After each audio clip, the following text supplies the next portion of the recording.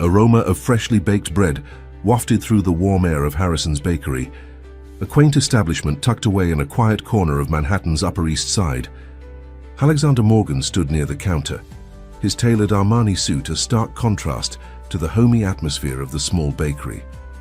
This was his daily ritual, a small rebellion against the sterile environment of his corporate empire. A moment where he could pretend to be just another customer seeking their morning sustenance. The early morning sun cast long shadows through the large windows, creating a dance of light and shadow on the worn wooden floors.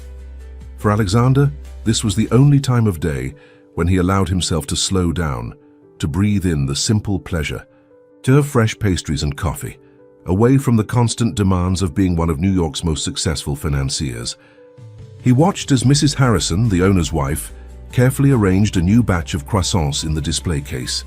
The familiar routine of the bakery staff, the gentle hum of conversation, and the rhythmic sound of the coffee machine created a soothing symphony that helped him forget, if only for a moment, the weight of running a multi-billion-dollar investment firm.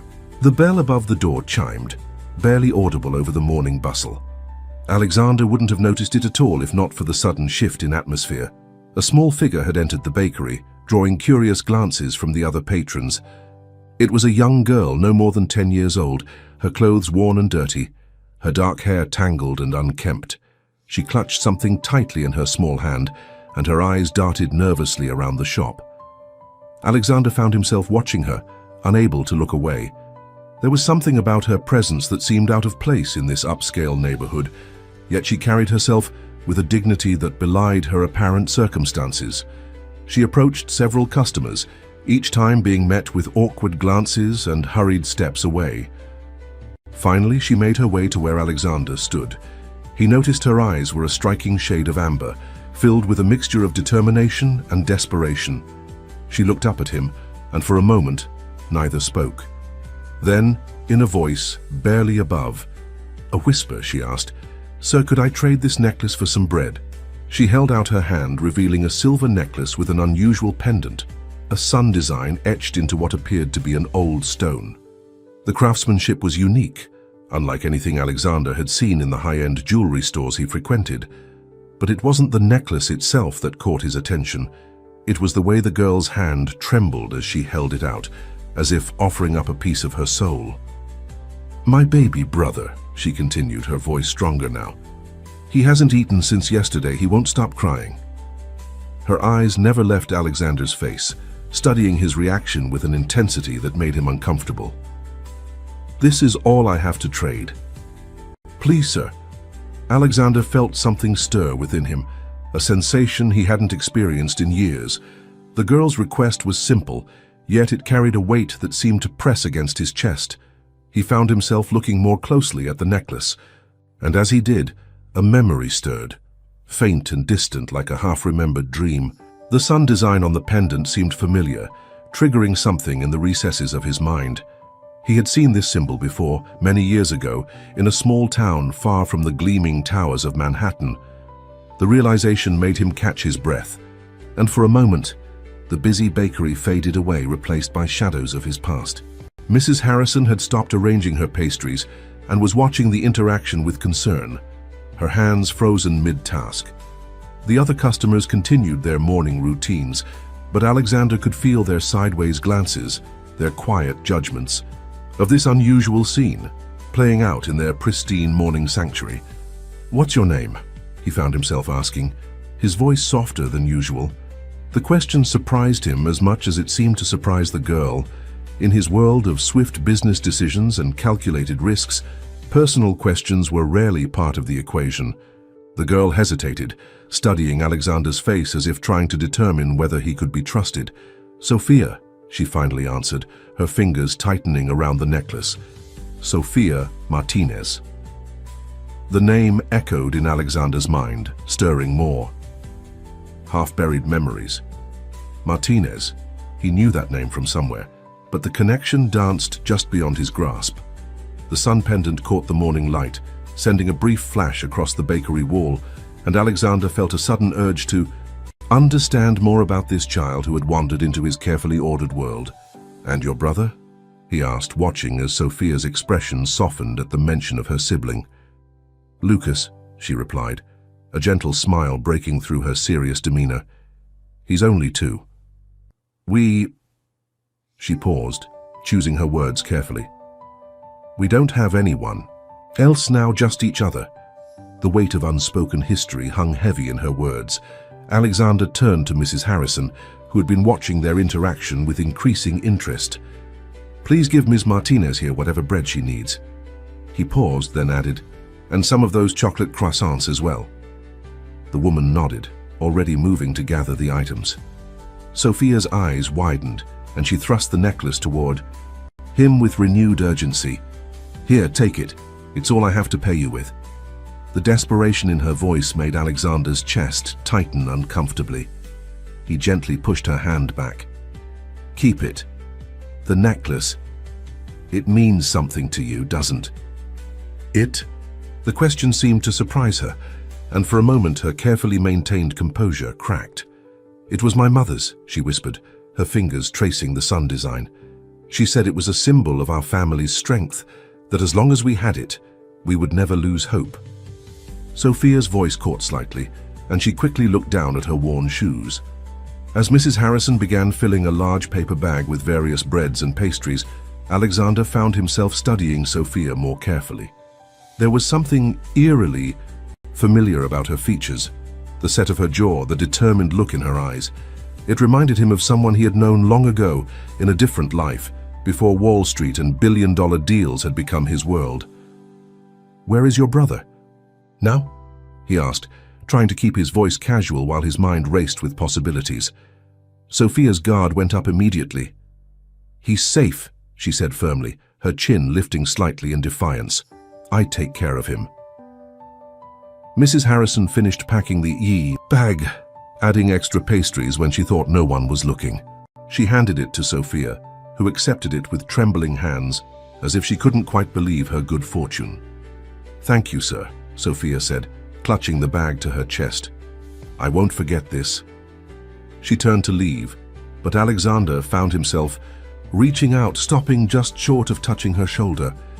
Wait, he said, surprising himself again. Let me help you carry that. It's heavy for someone your size. The words came out before he could analyze them, before his usual careful consideration of every action could kick in. Sophia looked at him suspiciously, then at the bag of food, clearly torn between her need to return to her brother and her instinct to avoid further interaction with strangers. Finally, she nodded, though Alexander could see she remained wary. As they stepped out of the bakery into the morning sunlight, Alexander felt as if he was stepping into something much bigger than a simple act of charity. The sun pendant, Sophia's. Familiar features, the name Martinez.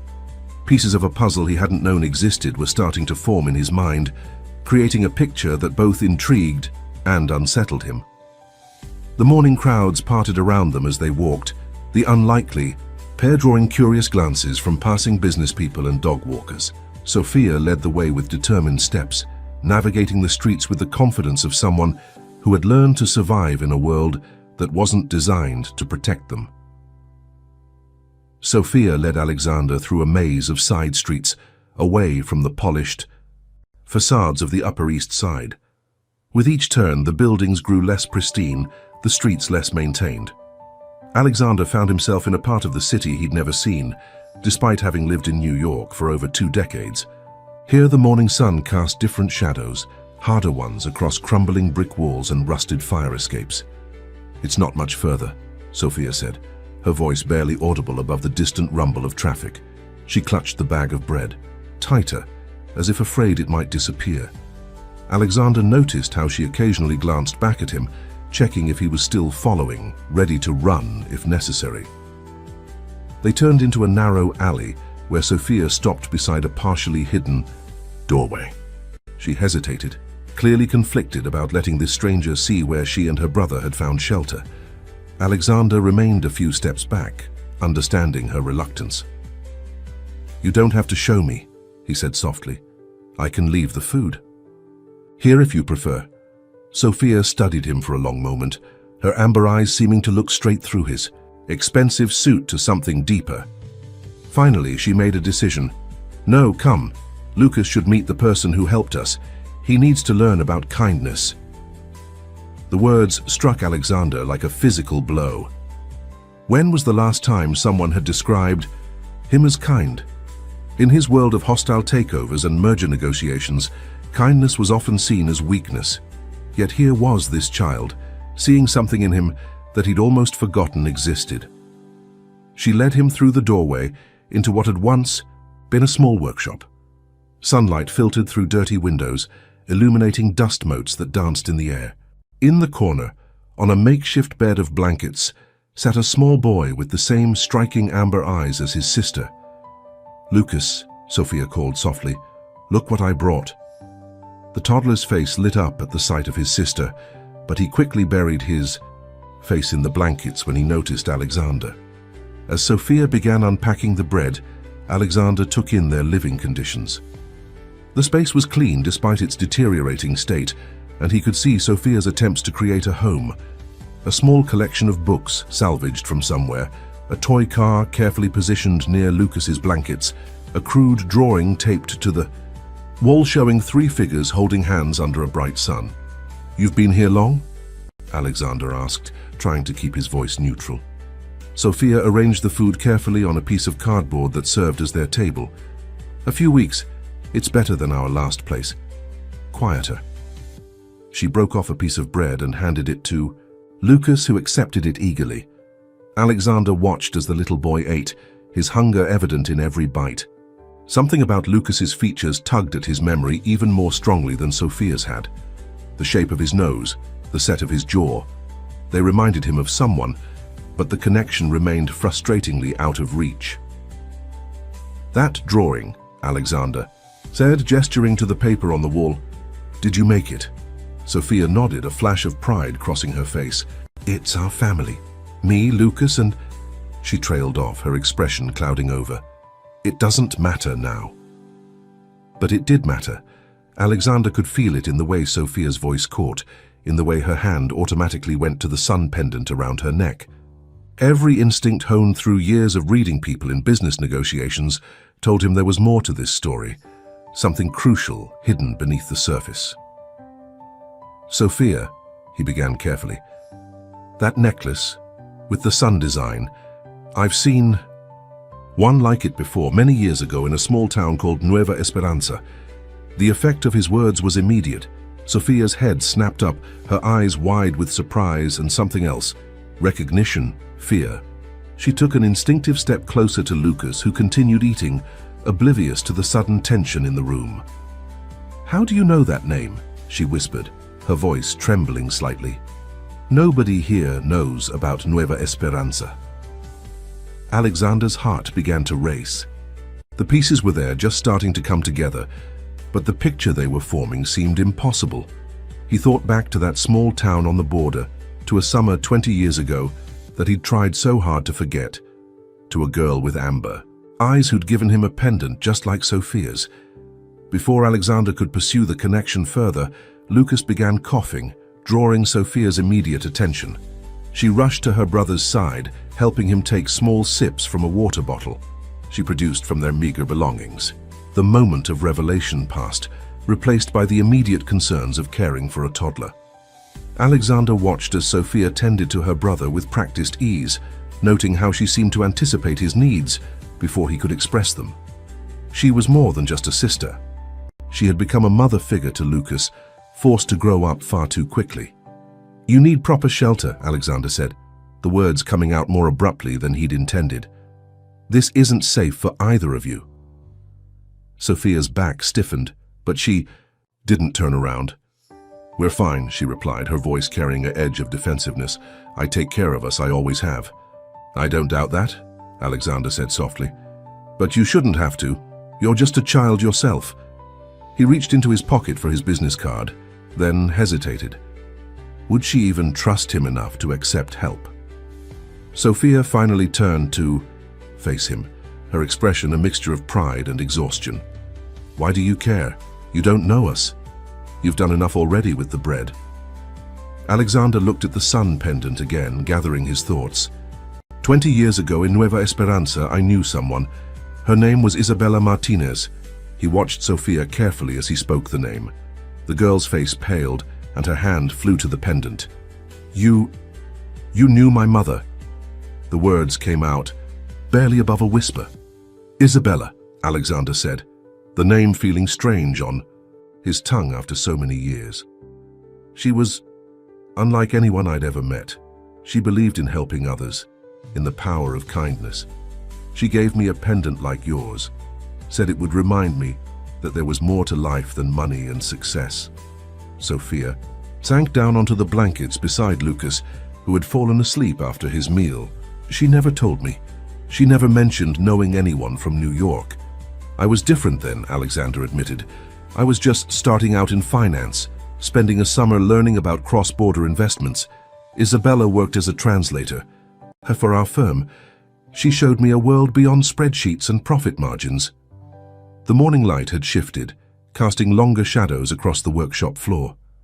Through the dirty windows, the sounds of the city growing louder as the day progressed filtered in, a reminder of the world continuing its relentless pace outside. "What happened between you and my mother?" Sophia asked, her voice stronger now, demanding answers. Alexander moved to the window, looking out at the city he'd made his kingdom, but which now seemed somehow hollow. "We were young. I had dreams of building an empire, and she had different dreams. Dreams of making the world better, of helping people who needed it most." He turned back to Sophia, seeing Isabella's determination reflected in her daughter's face. "I chose my path and she chose hers. The last time I saw her, she gave me that pendant's twin, telling me that someday I'd understand what really mattered in life." Sophia's expression softened slightly. "She always said the sun pendant would guide us to where we needed to be. I thought it was just a story to make us feel better, but..." She looked at Alexander with new understanding. Maybe she knew something we didn't. The implications of their connection hung heavy in the air between them. Alexander felt the weight of 20 years of choices, of paths not taken pressing down on him. Here was his chance to finally understand what Isabella had tried to tell him all those years ago. "Sophia," he said, his voice gentle but firm, "let me help you and Lucas. Not out of pity, but because it's what Isabella would have wanted, because maybe it's what I need too." Sophia sat in silence for several long moments, her fingers absently tracing the sun design on her pendant. The morning light had grown stronger, illuminating the dust particles that danced through the air of their makeshift home. Lucas stirred in his sleep, and she automatically reached out to smooth his hair, a gesture so natural it seemed like breathing. "How do I know I can trust you?" she finally asked, her voice carrying the weight of someone who had learned the hard way that trust was a luxury they couldn't always afford. "Just because you knew my mother doesn't mean..." "You don't," Alexander interrupted gently. "To know that you can trust me, I mean, and you're right to be cautious." He moved slowly, deliberately, and sat down on an old crate near them, trying to appear less imposing. "But I'm not asking you to trust me blindly. I'm asking you to let me prove that you can." The sounds of the city drifted through the broken window. Car horns, distant sirens, the general buzz of New York waking up to another day.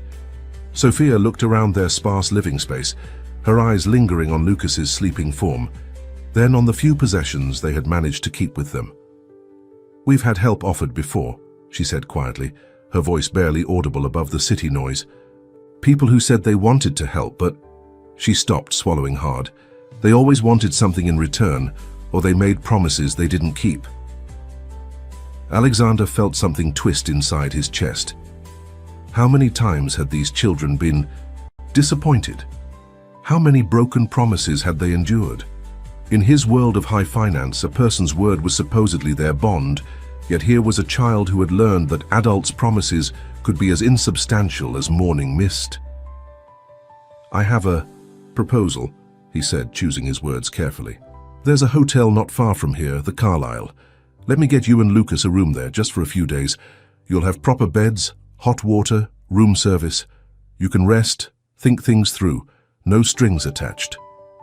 Sophia's eyes widened slightly at the mention of the Carlisle.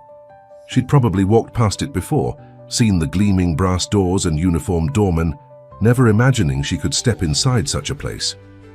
"And if we want to leave?" she asked, her chin lifting slightly in defiance. "Then you leave," Alexander replied simply.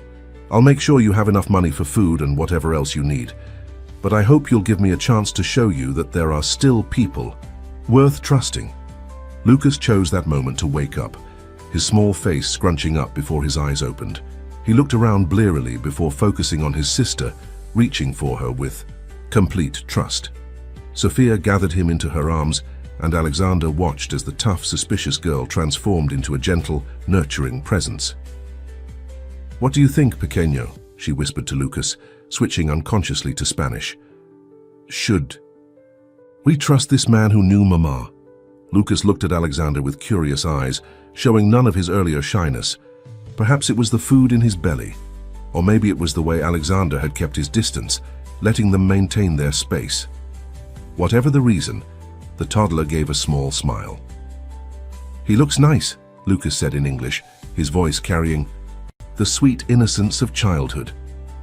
"Like the pictures." Sophia's head snapped up. "What pictures, Lucas?" "In Mama's box," he replied, already distracted by playing with Sophia's pendant. "The ones you look at when you think I'm sleeping." Alexander watched as emotions flashed across Sophia's face: surprise, confusion, understanding. She reached into a worn backpack and pulled out a small wooden box, its surface smooth from years of handling. Her hands trembled slightly as she opened it.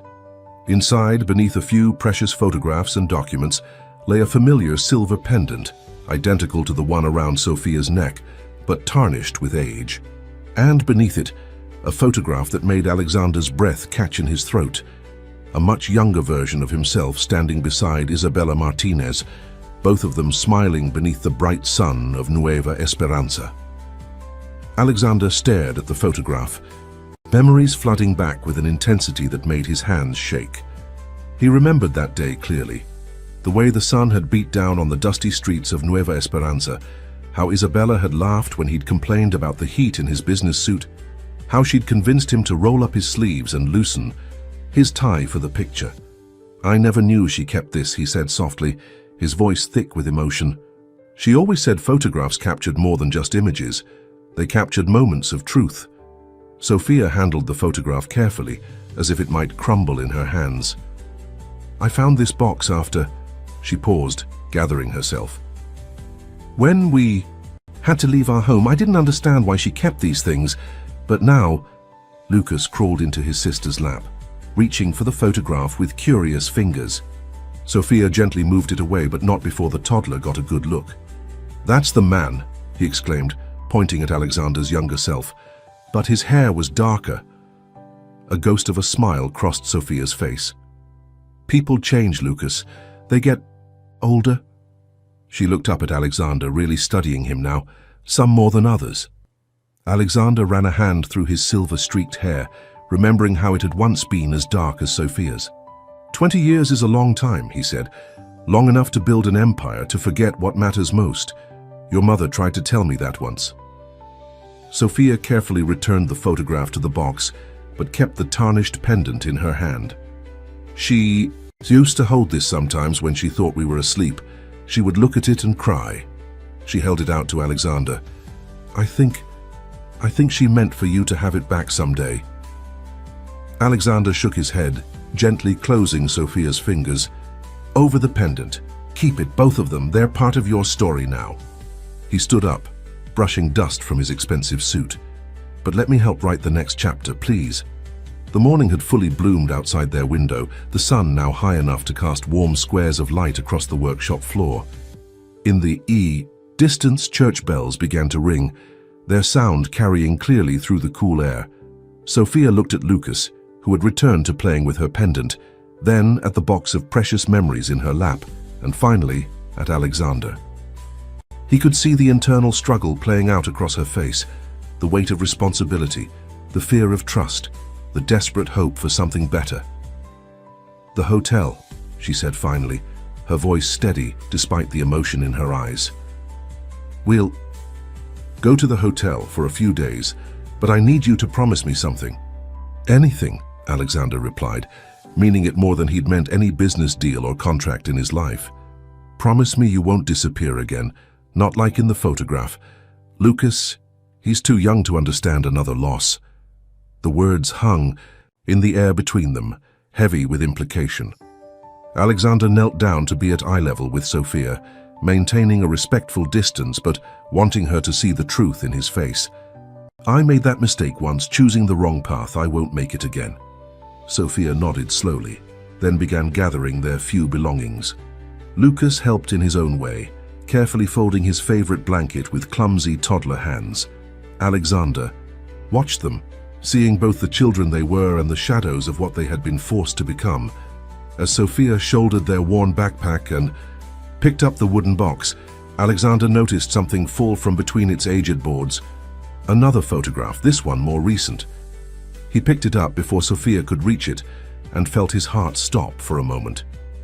The image showed Isabella, older than he remembered but still beautiful, holding a baby that must have been Lucas, and there written on the back in her distinctive handwriting, "For Alexander, if fate is kind." Alexander's hands trembled as he stared at Isabella's message on the back of the photograph. The implications of those words, "if fate is kind," struck him with the force of a physical blow. Had she known, somehow, that their paths would cross again through her children? Sophia watched him intently, her eyes narrowing at his reaction to the photograph. "What does it say?" she asked, taking a step closer. Before Alexander could respond, Lucas tugged at his sister's sleeve. "Sophia, I'm hungry again," the little boy said, his voice small but insistent. The moment of revelation was broken by the simple, immediate needs of a child. "We'll get you something proper to eat at the hotel," Alexander said, carefully tucking the photograph into his jacket pocket. He would show it to Sophia later, when the time was right. For now, the priority was getting these children somewhere safe and comfortable. The walk to the Carlisle was like crossing between worlds. With each block, the buildings grew more polished, the streets cleaner, the people better dressed. Sophia held Lucas's hand tightly, her other hand clutching their worn backpack. Alexander noticed how she kept close to walls and doorways, maintaining escape routes, habits learned from months of survival on the streets. The doorman at the Carlisle, James, did a double take when he saw Alexander approaching with the children. In 15 years, he had never seen the businessman with anyone who could be considered family. But to his credit, James's professional demeanor never wavered. "Good morning, Mr. Morgan," he said, opening the door with a flourish that made Lucas giggle. "Welcome back." The lobby of the Carlisle was a study in understated luxury. Crystal chandeliers, marble floors, elegant furniture. Sophia stood still for a moment, taking it all in, while Lucas's eyes grew wide with wonder. Alexander guided them discreetly toward the private elevator, aware of the curious glances from the hotel staff. "Mr. Morgan," the front desk manager approached, her perfect smile barely masking her confusion. "We weren't expecting you today. Shall I prepare your usual suite?" "No, Margaret," Alexander replied smoothly. "I need a family suite, please, something comfortable with 2 bedrooms, and send up a selection of children's clothes and toys." He glanced at Sophia and Lucas's worn attire, and some immediate necessities. Margaret's professional training kicked in immediately. "Of course, sir. I'll have everything arranged right away." She typed rapidly into her computer. "Suite 1506 is available. It has a lovely view of the park." As they rode up in the elevator, Lucas pressed his face against the glass wall, watching the city shrink beneath them. Sophia maintained her composure, but Alexander could see her hands shaking slightly as she held onto her brother. The suite, when they entered it, was larger than any space the children had likely seen in months. Floor-to-ceiling windows offered a panoramic view of Central Park. Plush carpets muffled their footsteps, and elegant furniture invited comfort and rest. Lucas broke away from his sister and ran straight to the windows, pressing his hands against the glass. "Sophia, look! We can see all the trees." Sophia stood in the middle of the living room, looking lost among the luxury. Alexander watched as she took in their surroundings. The fresh flowers in crystal vases, the fruit basket on the dining table, the thick terry-cloth robes hanging in the closet. He could see her struggling to reconcile this new reality with the life they'd been living. "The second bedroom is through there," he said gently, pointing to a door. "Why don't you and Lucas get cleaned up? There should be some basic supplies in the bathroom, and more things will be sent up soon." Sophia nodded mutely, then called to Lucas. The little boy ran to her, his earlier shyness forgotten in the excitement of this new adventure. As they disappeared into the bedroom, Alexander heard Lucas's voice. "Sophia, is this our new home?" The question hung in the air, and Alexander heard Sophia's soft reply, "Let's just get cleaned up first, pequeño. One step at a time." Left alone in the living room, Alexander walked to the windows, looking out at the city he had conquered but never truly called home. The photograph in his pocket seemed to burn against his chest, Isabella's words echoing in his mind. After 20 years of building walls around himself, of measuring success in dollars and cents, fate had indeed been kind or perhaps cruel enough to give him a second chance. The transformation was remarkable. After an hour, Sophia and Lucas emerged from their bedroom looking like different children. Their faces were clean, their hair wet from proper showers, and they wore fresh clothes that had been sent up by the hotel staff. Lucas couldn't stop touching his new soft blue sweater, while Sophia had chosen a simple white blouse and jeans that made her look her age for the first time since Alexander had met her. "Feel better?" Alexander asked, trying to keep his voice casual despite the emotion tightening his throat. Lucas nodded enthusiastically, but Sophia's response was more measured.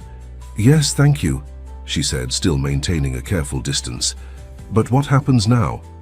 Before Alexander could answer, his phone buzzed.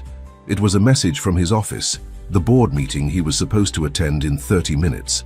For the first time in his career, he hadn't given a thought to his business obligations.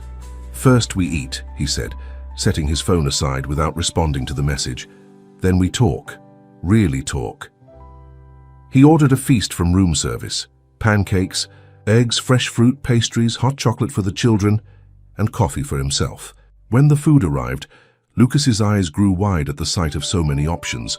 Sophia helped him settle at the dining table, cutting his pancakes into small pieces with the care of a mother. As they ate, Alexander noticed how Sophia made sure Lucas had everything he needed before taking anything for herself. Even now, surrounded by abundance, her protective instincts remained sharp. It reminded him painfully of Isabella, who had always put others first. "Your mother," he began carefully, watching Sophia's reaction. "She worked as more than just a translator in Nueva Esperanza. She was a community organizer, helping families who needed support. She believed that real change happened one person at a time." Sophia paused with her fork halfway to her mouth. "She never stopped," she said quietly. "Even after we moved to the city, she was always helping people. Sometimes we'd have families staying with us, people who needed a place to sleep or food to eat." "That sounds like Isabella," Alexander smiled, memories flooding back. "She never could turn away someone in need." "Is that why you left?" Sophia's question was direct, her eyes challenging. "Because she cared more about helping others than building an empire?" The question hit him like a physical blow. Lucas looked up from his pancakes, sensing the tension in his sister's voice. "No," Alexander replied slowly, choosing his words carefully. "I left because I was young and foolish. I thought I knew what was important in life. Your mother, she tried to show me there was more to success than money, but I wasn't ready to understand." "And now," Sophia pressed, her hand unconsciously going to her pendant. Before Alexander could answer, his phone buzzed again, this time with multiple messages. His assistant was probably panicking about his absence from the board meeting. 20 years of perfect attendance, never missing a single important meeting, and now, he said, turning off his phone completely, "I'm beginning to understand what Isabella meant about real wealth." He pulled out the photograph he'd found earlier, the one with Isabella's message on the back, and placed it on the table between them. Sophia picked it up with trembling hands, reading the words her mother had written. "She knew," she whispered. "Somehow she knew we'd find you." Lucas leaned over to look at the photograph. "Mama looks happy," he said simply, reaching for another piece of pancake. "She was," Alexander confirmed, watching the little boy who had Isabella's smile. "Your mother knew how to find joy in helping others, in building connections. I lost sight of that when I left Nueva Esperanza. But perhaps—" He paused, looking at the two children who had unexpectedly entered his life. "Perhaps it's not too late to remember." Sophia was quiet for a long moment, absently stroking Lucas's hair as she studied the photograph. Finally, she looked up at Alexander, her expression softening slightly. "You really want to help us, don't you? Not just with money and hotel rooms, but really help?" "Yes," Alexander replied simply. "If you'll let me." The morning sun had risen fully now, streaming through the windows and bathing the room in warm light. Outside, the city continued its endless rhythm, but in this moment, in this room, something was shifting. Old patterns breaking, new possibilities emerging. The rest of the morning passed in a gentle rhythm of small discoveries. Lucas found the television remote and was delighted by cartoons he'd only seen through store windows before. Sophia explored the suite with careful attention, as if memorizing every detail, every possible exit. And Alexander watched them both, seeing how they adapted to this new environment in their own ways. His phone remained off, the outside world temporarily held at bay. For the first time in decades, Alexander Morgan, the man whose signature could move billions of dollars, found himself completely focused on something other than business. The irony wasn't lost on him. He'd spent years building an empire of wealth, yet here he was, finding more meaning in helping two children than in any merger or acquisition. "Mr. Morgan," Sophia's voice interrupted his thoughts. She had approached, quietly while Lucas was absorbed in his cartoons. "I found this in the bedroom."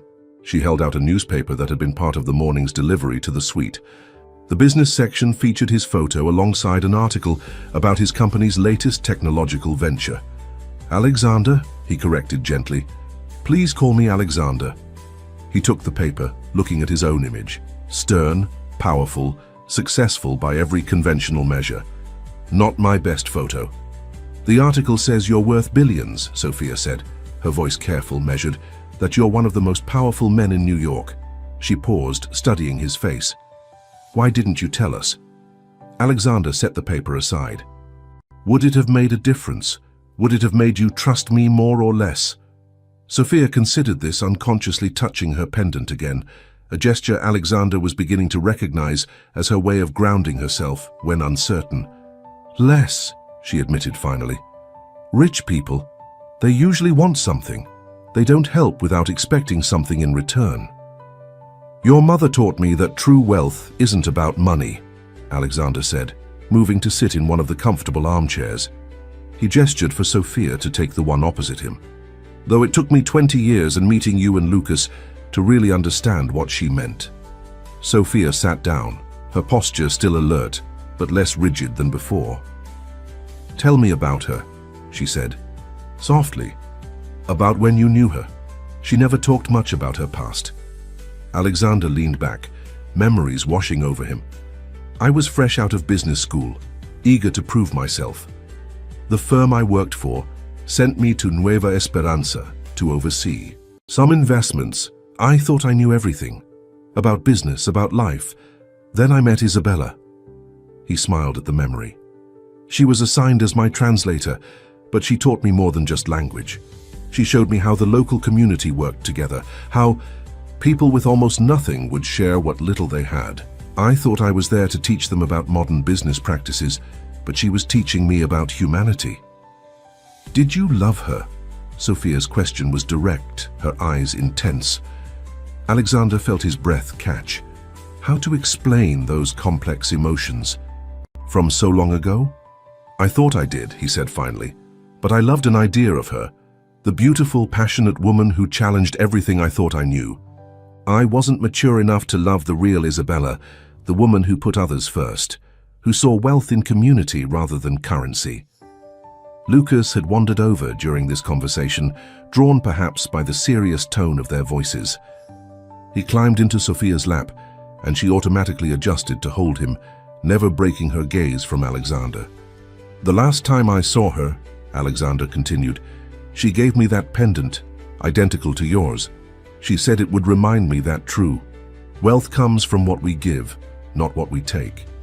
I kept it for years in my office drawer, looking at it sometimes when difficult decisions crossed my desk. But I never really understood its meaning until today." "And now?"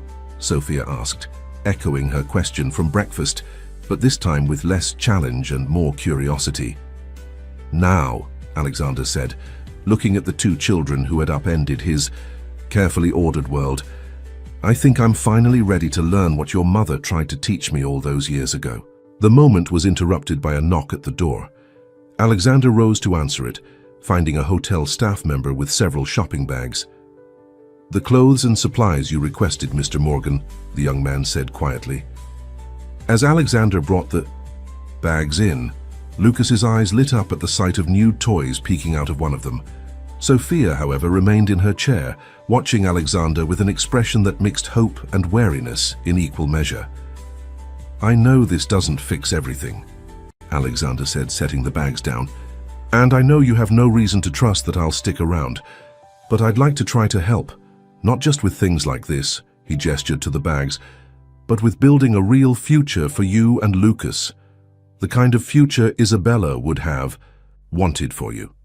As afternoon light slanted through the windows, casting long shadows across the luxurious suite, Sophia helped Lucas explore his new toys. The little boy's excitement was contagious, his joy at simple things like a stuffed bear and colored blocks making even his serious sister smile. Alexander watched them from his position by the window, his mind racing with plans and possibilities. His phone, when he finally turned it back on, exploded with notifications.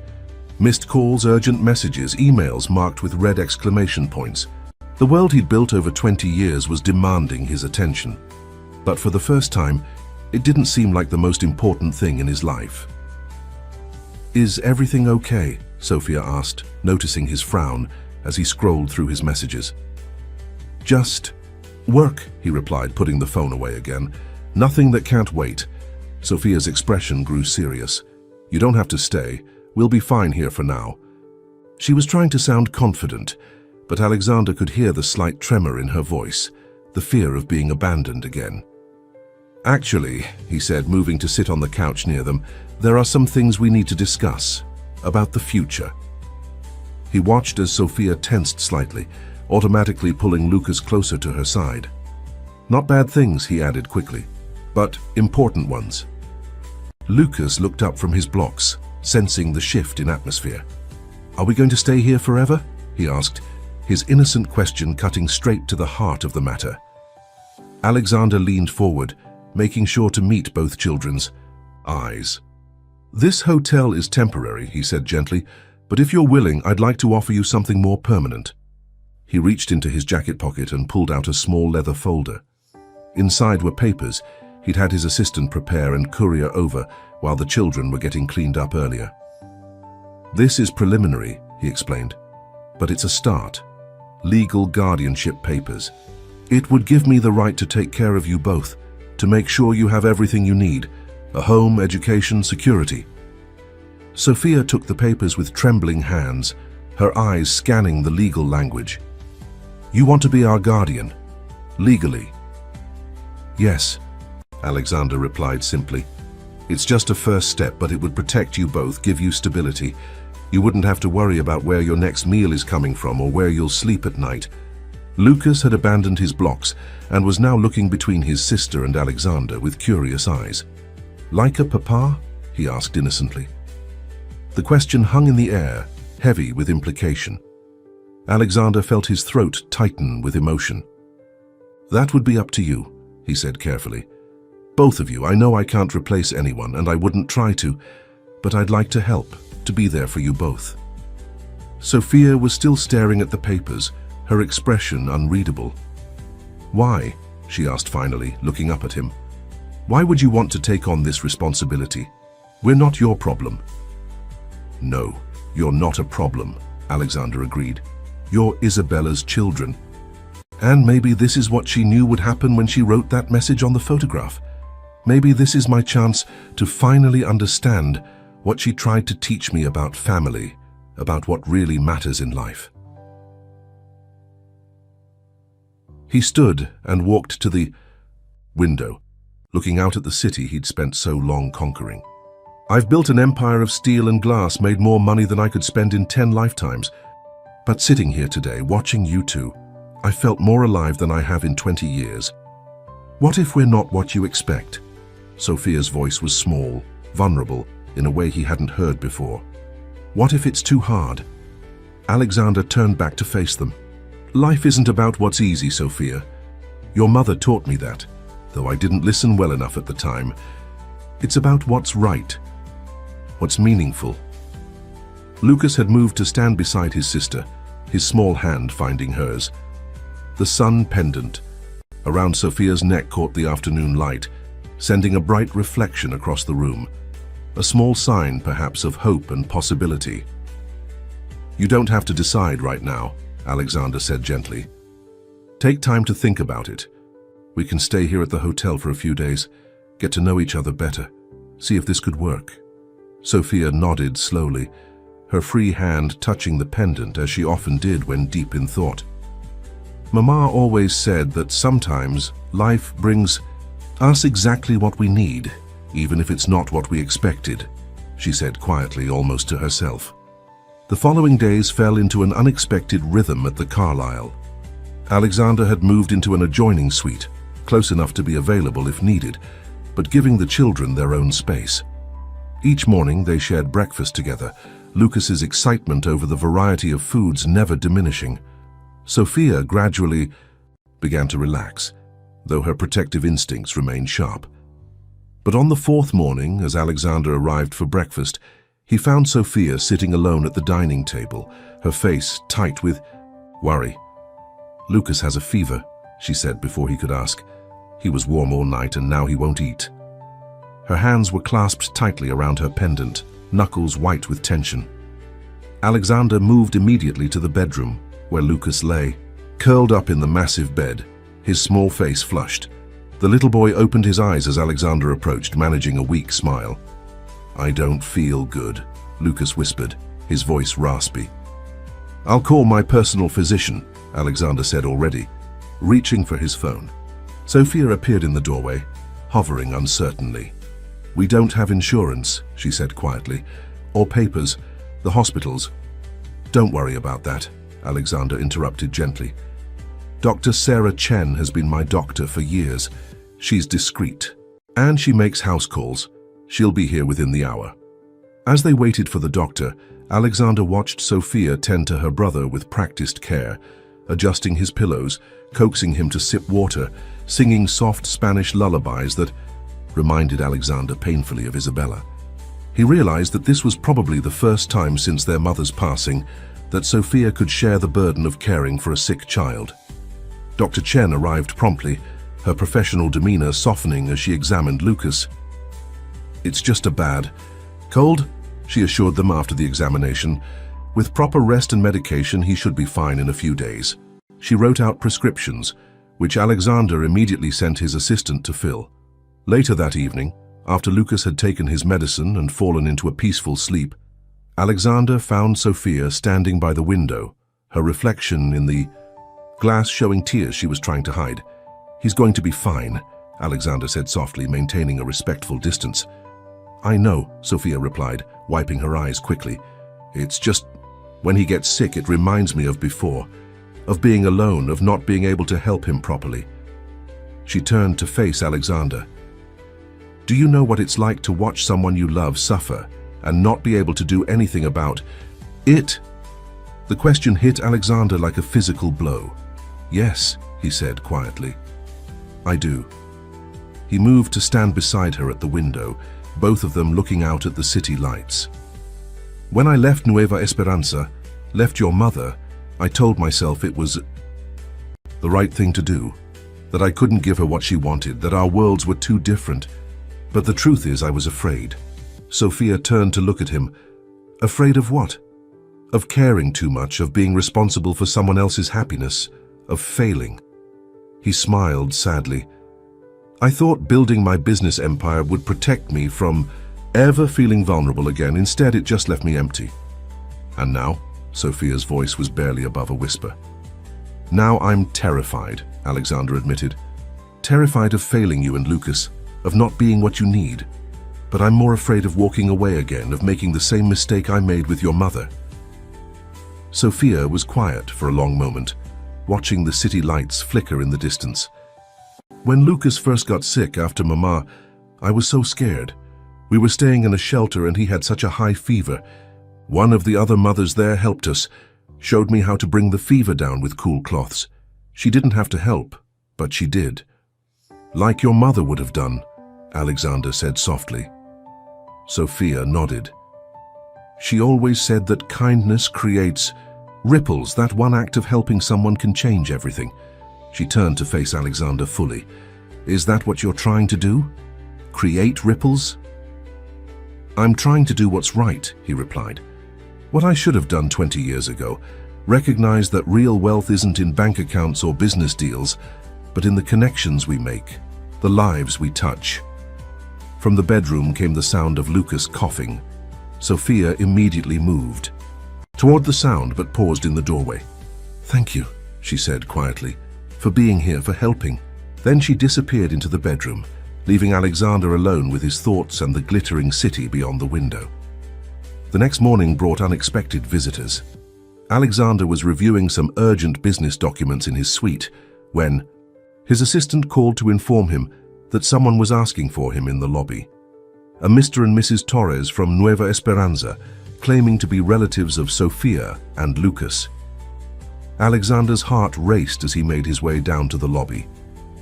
He found a middle-aged couple standing near the front desk, their clothing and manner suggesting they were more comfortable in working-class surroundings than the luxury of the Carlisle. Mr. Morgan? The man stepped forward, extending his hand. I'm Roberto Torres, Isabella Martinez's brother. This is my wife, Elena. Alexander shook their hands, his mind spinning. Isabella had mentioned a brother, but they had lost touch years ago. How did you find us? Word travels in our community, Elena explained. When we heard about two children matching Sophia and Lucas's description being helped by a wealthy businessman, we started making calls. It wasn't hard to track down the famous Alexander Morgan. There was an edge to her voice that made Alexander uneasy. The children are upstairs. Lucas has been sick, but he's recovering. Would you like to see them? Roberto's expression hardened slightly. We've been looking for them since Isabella's passing. They belong with family, Mr. Morgan, not with a stranger in a fancy hotel. The word struck Alexander like a physical blow. Before he could respond, he heard Sophia's voice behind him. Tio Roberto. Tia Elena? Sophia stood near the elevator, her face a mixture of surprise and wariness. She must have followed him down, curious about the unexpected visitors. Sophia. Mi amor. Elena moved forward to embrace her, but Sophia took a step back, her hand automatically going to her pendant. Why are you here? Sophia asked, her voice carrying a strength that belied her age. We're here to take you home, sweetie, Elena said softly. You and Lucas belong with family. Sophia's expression hardened in a way that reminded Alexander painfully of Isabella. Where were you when Mama needed help? When we needed somewhere to stay? Roberto stepped forward, his face pained. Sophia, we didn't know. We lost touch with your mother years ago. If we had known... You knew where we were, Sophia interrupted. Mama wrote to you. She called. You never answered. The lobby fell, silent except for the soft music playing through hidden speakers. Alexander watched as years of hurt and abandonment played across Sophia's young face. We made mistakes, Roberto admitted. But we're here now, we want to make it right. By taking us away from someone who actually helped us, Sophia's voice cracked slightly. Alexander found us. He helped us without asking for anything. He's taking care of Lucas when he's sick. Where were you then? Elena reached out again, but Sophia moved closer to Alexander. The gesture wasn't lost on anyone present. Mr. Morgan, Roberto said, his voice tight. I appreciate what you've done for my niece and nephew, but they need to be with family. We can provide a proper home stability. They have that now, Alexander interrupted quietly, and they'll have more. I'm filing for legal guardianship. The announcement hung in the air like a challenge. Roberto's face darkened. You have no right. You're not family. Family is more than blood, Sophia said suddenly, her voice clear and strong. Mama taught us that. Family is who's there when you need them, who helps without being asked, who stays. Alexander felt something warm press against his hand. Sophia had moved to stand beside him, her small hand finding his. The gesture carried more meaning than any legal document could convey. Perhaps, Alexander said carefully, we should all sit down and discuss what's best for the children, not here in the lobby, but upstairs where Lucas is resting. We can talk about the future, all of us together. Roberto and Elena exchanged glances, years of pride and hurt visible in their expressions. Finally, Roberto nodded. For the children, he said quietly. As they moved toward the elevator, Alexander felt Sophia's hand squeeze his slightly. He looked down to find her watching him with trust in her eyes, trust he knew he would spend the rest of his life trying to deserve. The elevator ride was silent, each adult lost in their own thoughts while Sophia stood straight and tall, her pendant catching the light with each floor they passed. Alexander realized that the real challenge was just beginning, not just helping these children, but healing the rifts in a family torn apart by pride, misunderstanding, and the passage of time. The hotel suite felt smaller with Roberto and Elena Torres present. Lucas, still recovering from his fever, sat propped up in bed, his eyes wide as he took in the presence of the aunt and uncle he barely remembered. Sophia remained close to Alexander, her posture tense but determined. He looks so much like Isabella, Elena whispered, watching Lucas from the doorway. The little boy clutched his new stuffed bear tighter, uncertain about these strangers who claimed to be family. Alexander gestured for everyone to sit in the suite's living room.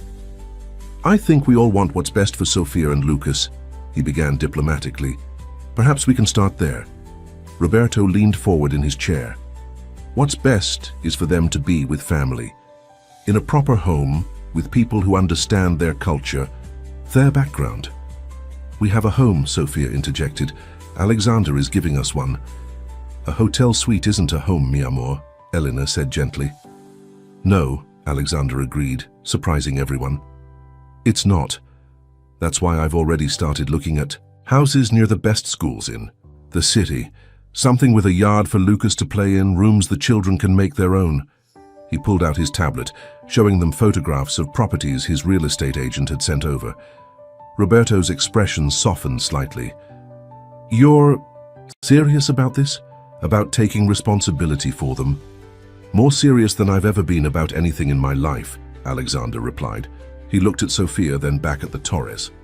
But I also know they need their family, all of their family. I'm not trying to replace anyone or erase their past. I want to help build their future. Elena wiped tears from her eyes. We should have been there, she said softly.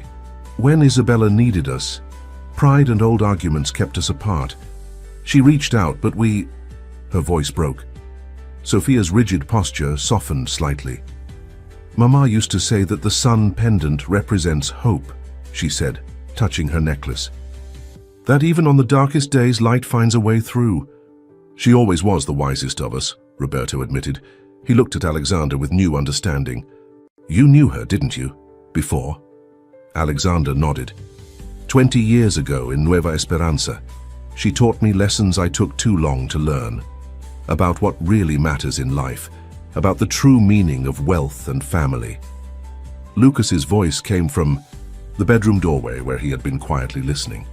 Can Tio Roberto and Tia Elena stay for dinner? The simple question, asked with a child's innocence, seemed to break through the tension in the room. Elena laughed softly, tears still in her eyes. Only if it's okay with your... She paused, looking at Alexander questioningly. Alexander, Sophia supplied. He's our Alexander. The simple declaration hung in the air, carrying more weight than any legal term could convey. Alexander felt something shift in his chest. a warmth he hadn't experienced since those long-ago days in Nueva Esperanza. "Of course they can stay," he said, smiling at Lucas. "We can order whatever you'd like." As Lucas excitedly described his favorite foods from the hotel's menu to his aunt and uncle, Sophia moved to stand beside Alexander. "You meant what you said? About the house and schools?" "Every word," he replied quietly.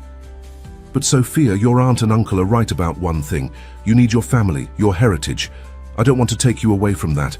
Maybe we can find a way to bring everyone together, to heal old wounds." Sophia looked at her relatives, who were now fully engaged with Lucas's animated description of his new toys. "Mama would have liked that," she said softly. "She always said that forgiveness is the bridge that connects past and future." Alexander watched as the scene before him transformed. Roberto taking out his phone to show Lucas pictures of cousins he had never met. Elena gently asking Sophia about her favorite subjects in school. The barriers of hurt and mistrust slowly beginning to crumble. The next few weeks brought changes that transformed all their lives. Alexander found a brownstone on the Upper West Side, close to Central Park and some of the city's best schools. The house needed work, but that became part of the healing process. Roberto, who owned a construction company back home, offered advice on renovations, while Elena's experience as an interior designer helped make the space feel like a real home. Sophia and Lucas were involved in every decision, from choosing paint colors to picking out furniture. Alexander watched as the children slowly began to believe in the permanence of their new life, their fears of another displacement gradually fading. One Saturday morning, as Alexander supervised the installation of a custom bookshelf in what would be the library, he found Sophia sitting on the window seat, holding her mother's wooden box. "I think this house needs something," she said thoughtfully, running her fingers over the box's smooth surface. "What's that?" Alexander asked, sitting beside her. Sophia opened the box and carefully removed the photographs inside, including the one of Alexander and Isabella from 20 years ago. "Memories," she said. "Not just new ones, but old ones too, so we don't forget where we came from." Alexander looked at the young girl beside him, seeing Isabella's wisdom shining through her daughter's eyes. "You're right," he said softly. "This house should tell your whole story, not just the new chapters we're writing." That afternoon, they worked together to create a family wall in the main hallway. Photographs from the wooden box were carefully framed, Isabella holding baby Lucas, Sophia's first day of school, and yes, even the picture of Alexander and Isabella in Nueva Esperanza. Alongside these, they added new photos. Lucas playing in Central Park, Sophia reading in her new room, Roberto and Elena helping with the house renovations. "It's like a map," Lucas observed, looking up at the growing collection of memories. "A map of our family." Elena, who had arrived with Roberto to help paint the kitchen, wrapped an arm around her nephew. "Families are like gardens, pequeño," she said. "They need care and attention to grow, and sometimes they grow in unexpected ways." Alexander watched as Sophia added another photo to the wall, one taken just days ago, of all of them having dinner together in the half-finished dining room, sitting on folding chairs and eating take-out Chinese food, but laughing and sharing. Stories like a real family. "Your mother would be proud," Roberto said quietly, coming to stand beside Alexander. "Not just of the children, but of you too. You've given them more than a home. You've given them hope." Alexander thought about the sun pendant that still sat in his office drawer, the one Isabella had given him so long ago. "Actually," he said, "they've given me something far more valuable. They've shown me what Isabella tried to teach me 20 years ago. That real wealth isn't in bank accounts or business deals, but in the connections we make and the love we share." Sophia, overhearing this, came to join them. "Is that why you're spending less time at the office?" she asked, a hint of teasing in her voice. Alexander laughed. "Am I that obvious?" "My board members called," she said, mimicking his serious business tone. "They're concerned about your new work-life balance." The fact that she could joke about this, that she felt secure enough in their relationship to tease him, meant more to Alexander than any business success ever had. "Well," he replied, playing along, "they'll have to get used to it. I have more important investments to manage now." Lucas tugged at his sleeve. "Can we have pizza for dinner? With Tio Roberto and Tia Elena?" "Only if you help me pick out the perfect spot for your mother's photograph in your room," Alexander answered, ruffling the boy's hair. As they all moved through the house, discussing paint colors and furniture placement, sharing memories and making plans for the future, Alexander realized that Isabella had been right all along. The true measure of a person's wealth wasn't in what they possessed, but in what they gave away, not just in material things, but in love, trust, and the willingness to open their heart to unexpected possibilities. The morning of the guardianship, hearing arrived with a mix of anticipation and nervous energy. Alexander stood in front of his mirror, adjusting his tie for the 10th time, when a small knock at his door caught his attention. "Come in," he called, already knowing who it would be. Sophia entered, wearing a new navy blue dress that Elena had helped her choose. Her pendant caught the morning light, sending familiar patterns dancing across the walls. "Are you nervous?" she asked, watching him fidget with his tie again.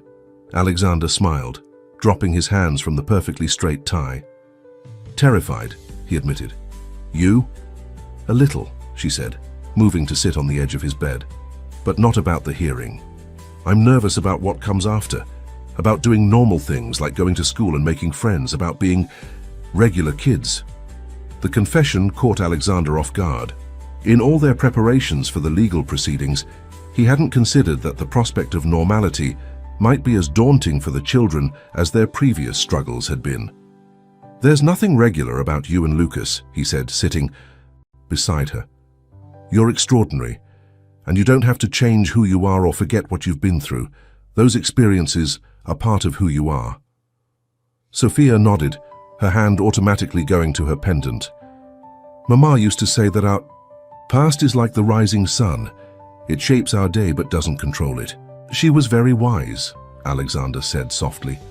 "And she'd be so proud of how you've taken care of Lucas, of how strong you've been." From downstairs came the sound of Lucas's laughter mixing with Elena's voice. She and Roberto had arrived early to help get everyone ready for court. The sounds of family life filling the house still surprised Alexander sometimes, making him wonder how he'd lived so long in the silence of his former existence. "Alexander?" Sophia's voice pulled him back from his thoughts. "What if the judge says no? Then we appeal," he replied without hesitation. "We fight. I'm not giving up on this family we're building. Not ever." Sophia's smile was bright enough to rival her pendant's gleam. "Promise." "Promise," he said firmly. "Now, shall we go down and make sure your brother hasn't convinced your aunt to let him wear his superhero cape to court?" The scene downstairs was organized chaos.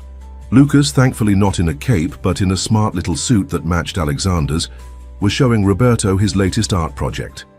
Elena was fussing with the boy's hair while simultaneously giving last-minute instructions about lunch preparations to the new housekeeper, Mrs. Rodriguez, a kind grandmother figure who had been recommended by Roberto's church community.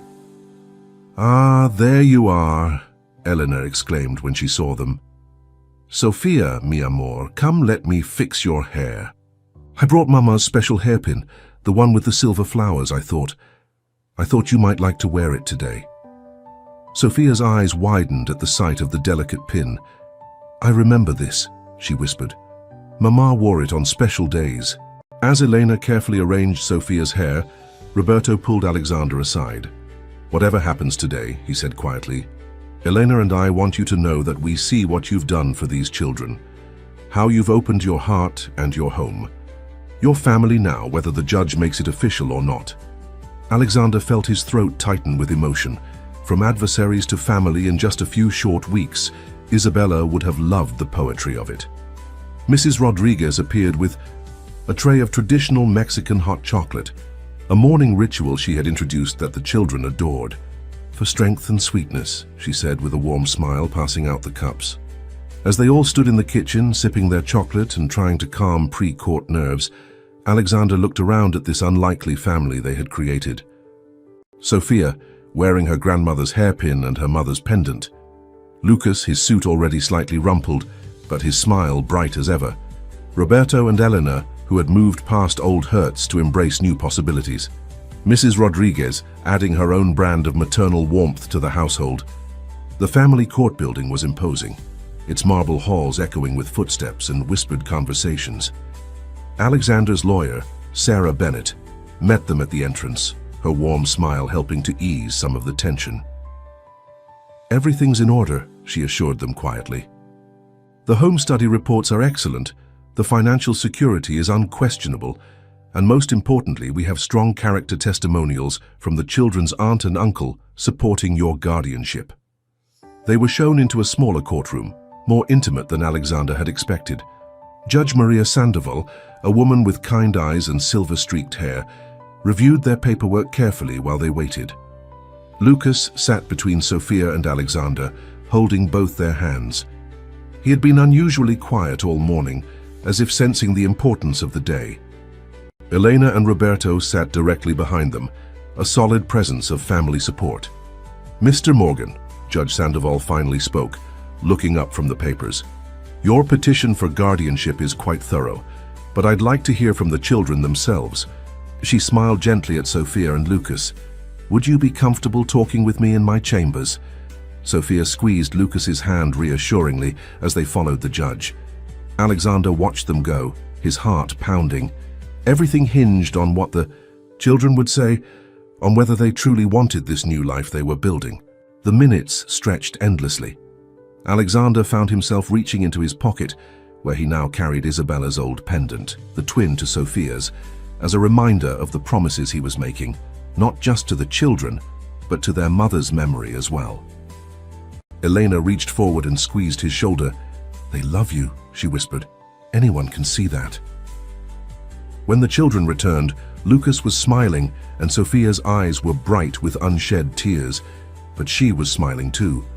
Judge Sandoval followed them, her expression thoughtful. "Mr. Morgan," she began, settling back behind her bench, "I've been a family court judge for 20 years.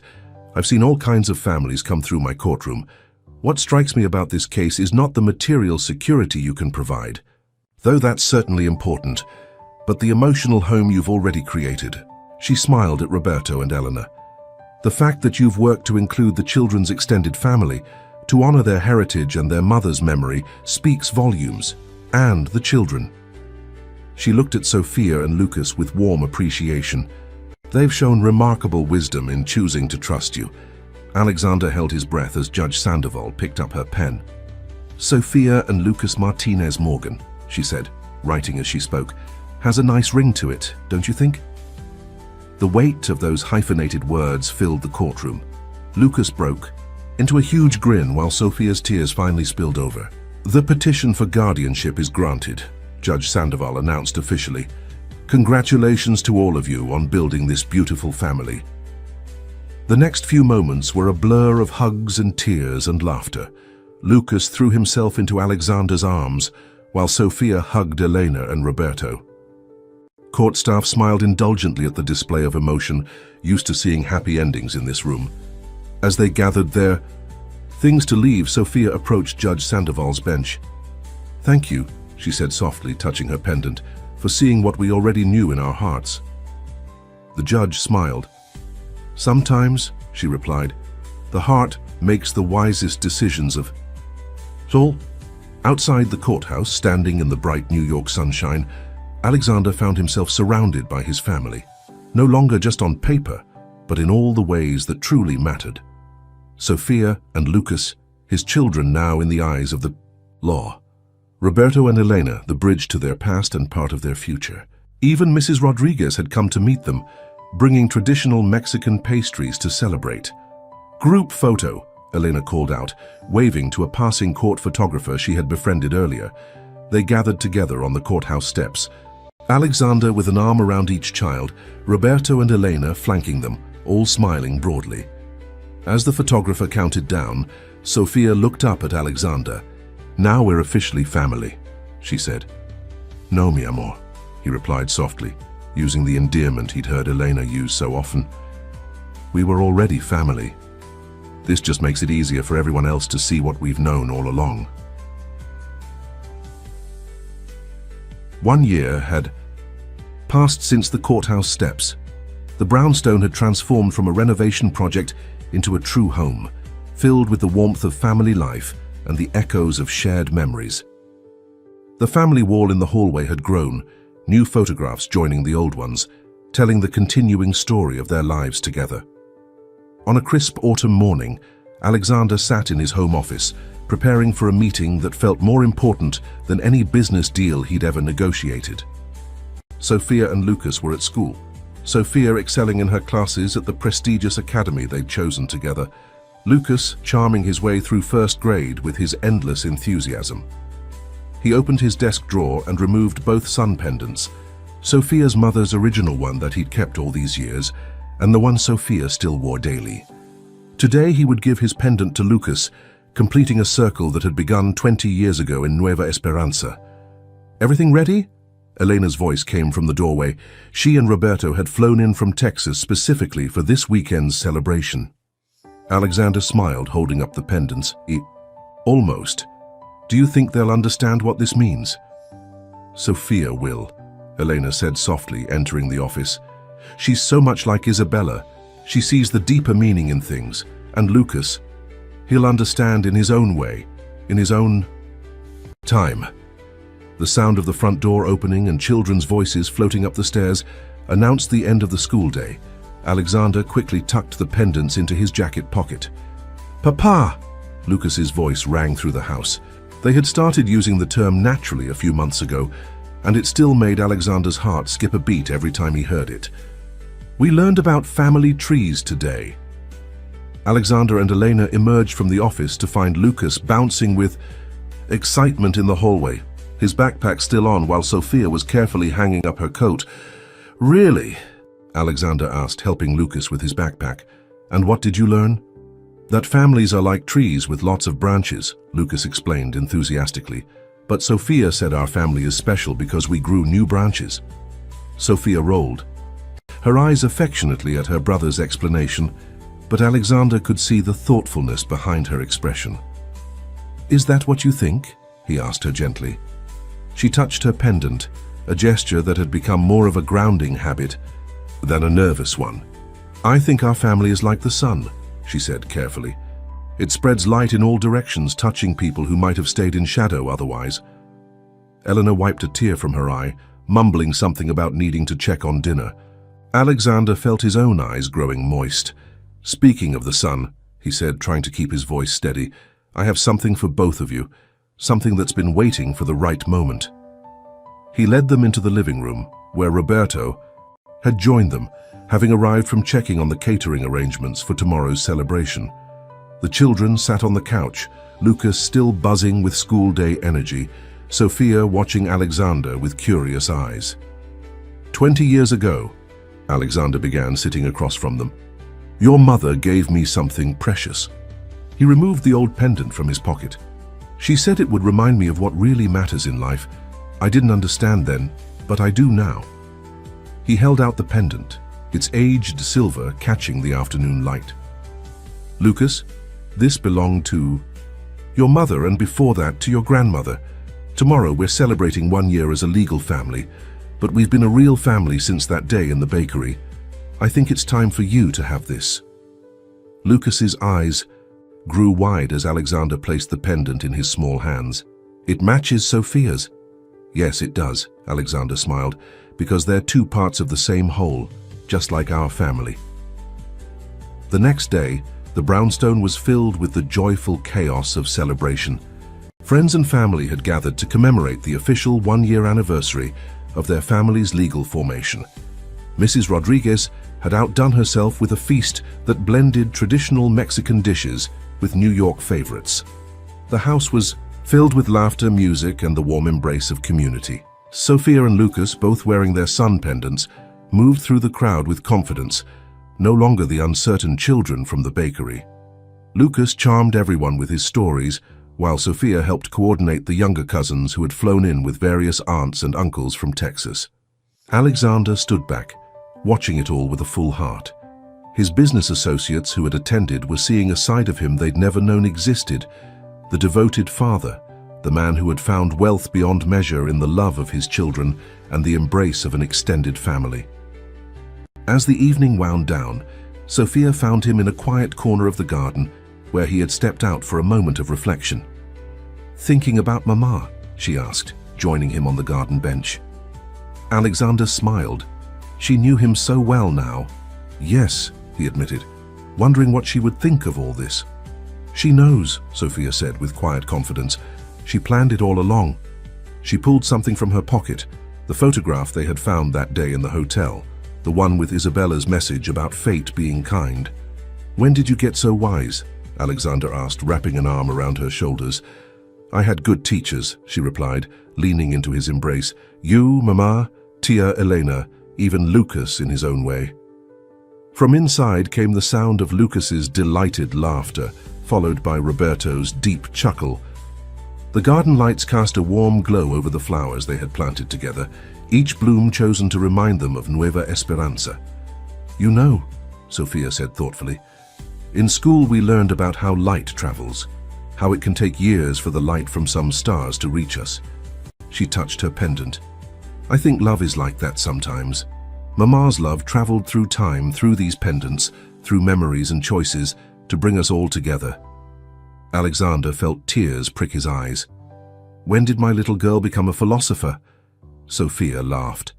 "Around the same time my businessman father learned to plant flowers and make pancakes on Sunday mornings." They sat in comfortable silence for a moment, listening to the happy sounds from inside. Then Sophia spoke again, her voice soft but clear. "Thank you, Papa, not just for taking us in, but for helping us build something new while keeping what matters from the past, for showing us that family can grow in unexpected ways." Alexander hugged her closer, his heart full. "Thank you, mi amor, for teaching me what real wealth is, for giving me the chance to be your father." Lucas's voice called from inside. "Papa, Sophia, you're missing the cake." They stood together, ready to rejoin the celebration. As they walked back into the house, Alexander caught a glimpse of their reflection in the garden windows, father and daughter, both wearing pieces of Isabella's legacy around their necks, both carrying her light forward in their own ways. The home they had built together was more than just a house filled with beautiful things. It was a testament to the power of love, to bridge distances, heal old wounds, and create new beginnings. It was proof that sometimes the greatest wealth comes not from what we gain, but from what we give, and that the strongest families are the ones we build together, one act of kindness at a time. In the warm light